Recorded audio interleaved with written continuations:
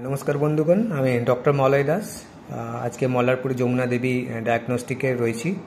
এখানে এক ভদ্রলোককে পেয়েছি যার 8 বছর ধরে কোমরে ব্যথা আছে এবং ব্যথাগুলো নিচের দিকে নামছে।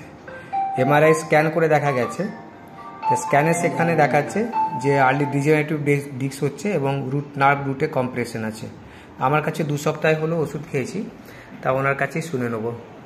আপনি কতদিন ধরে কষ্টটা পাচ্ছেন? আমি 8 বছর থেকে 8 বছর ধরে কি হতো আপনার? আমার এই কোমরে ব্যথা হতো, আর এই মানে ঘাট থেকে পুরা আপনার পেছন সাইডটা অতিরিক্ত জ্বালা পড়া করতো।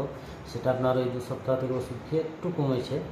একটু কমেতে বলতে গেলে আপনার অর্ধেকটাই কমেছে। অর্ধেক কমেছে। ব্যথাগুলো নিচে দিয়ে নামতো, জ্বালা করতো। হ্যাঁ, জ্বালা করতো। এই হচ্ছে ওনার এক্সরে, আর আপনাদেরকে এমআরআইটা দেখালাম। তো দেখুন, হোমিওপ্যাথি ওষুধ কিন্তু এই ক্ষেত্রে লাম্বার স্পন্ডিলাইটিস বলুন বা নার্ভ রুট কম্প্রেশন বলুন, সেক্ষেত্রে কিন্তু খুব ভালোভাবে কাজ করে। তা হয়তো পুরো আপনাদেরকে আমরা সারাতে পারবো না, কিন্তু চেষ্টা করবো আপনি যাতে কাজকর্ম করতে পারেন। ব্যায়ামগুলো কিন্তু ওষুধের সঙ্গে করতে হবে। বলার জন্য ধন্যবাদ।